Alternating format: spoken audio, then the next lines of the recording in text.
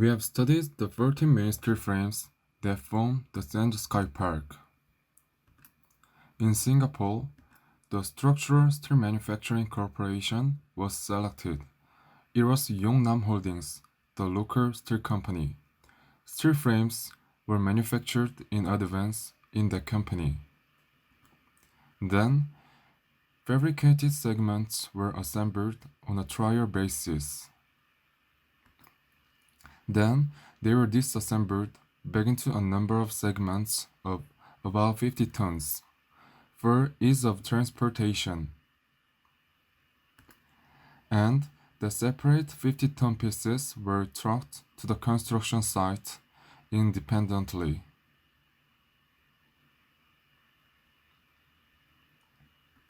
Then, at the Marina Bay Sands, the construction site, they were assembled into the main frames. By using the strand jacking system with top and bottom clamps,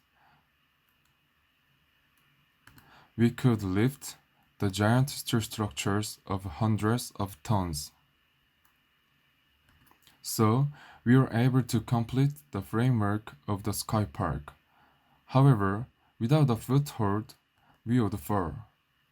Of course, there can't be many facilities on top of it, such as restaurants, observation deck, and swimming pool. We need the floor for safety and activities. Now, let's start the presentation of this week. We're going to talk about the composite slab. Do you remember this slide?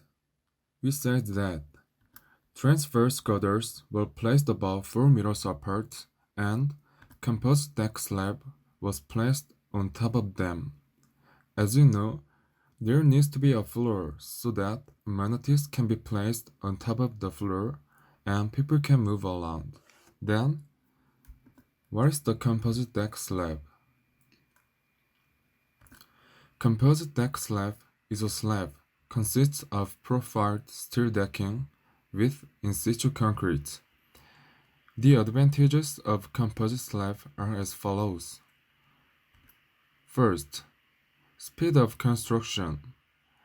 Metal deck is prefabricated and minimal reinforcement is required. Second, structural stability. The decking can act as an effective lateral restraint. Third, saving in weight and transport. The decking is light and delivered in pre-cut lengths. Fourth, cost reduction. No props are needed to harden the concrete, and less concrete is used. Fifth, sustainability. Steel can be recycled when the building is demolished. This is the key factor for clients because they can save the money. Now, let's find out more about the process. There are girders or beams. On the girders, the profiled steel decks are placed, and the shear studs are welded, and edge formworks are installed. Steel wire mesh is laid on steel decks. Next, pouring concrete. Then, on the slab, you can install wall. Of course, you can use this composite slab process between walls and girders. Let's take a look at this short clip for a moment. The workers are working on the slab construction of the Sand Sky Park. During this step, they covered the holes between main frames with aluminum deck, carrying 300 pieces a day.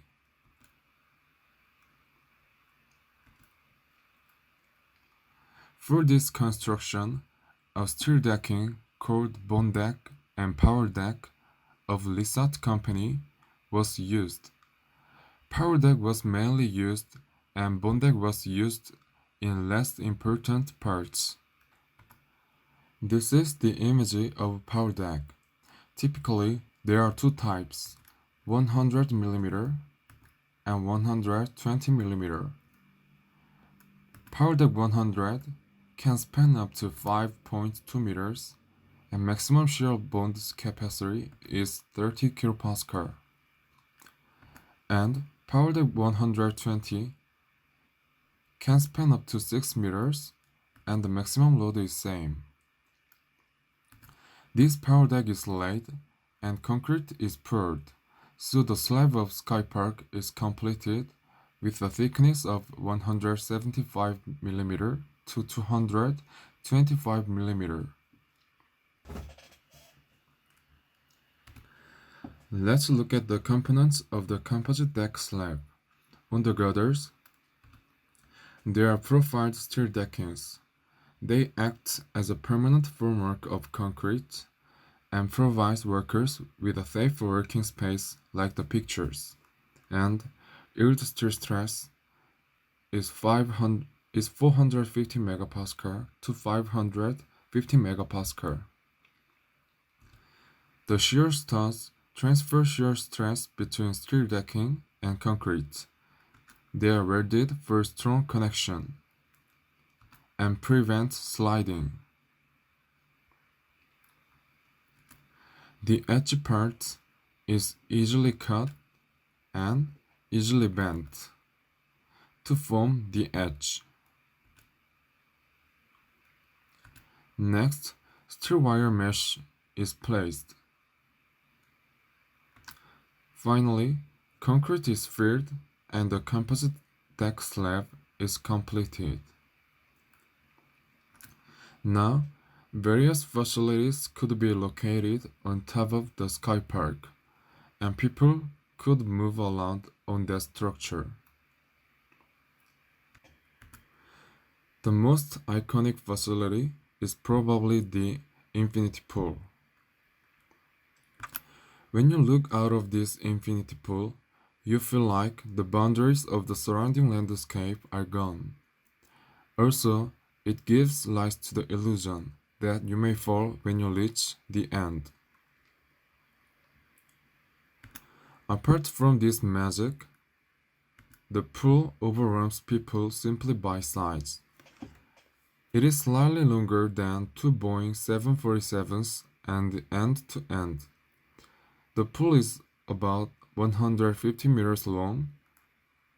How can the engineers deal with the vertical and horizontal movements of the buildings in having a continuous pool structure on the Sky Park?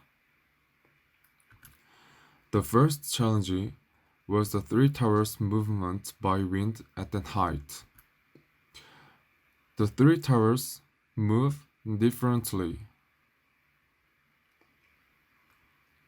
Second was the settlement of the buildings over time. It could cause a malfunction of the pool and the sliding of the water.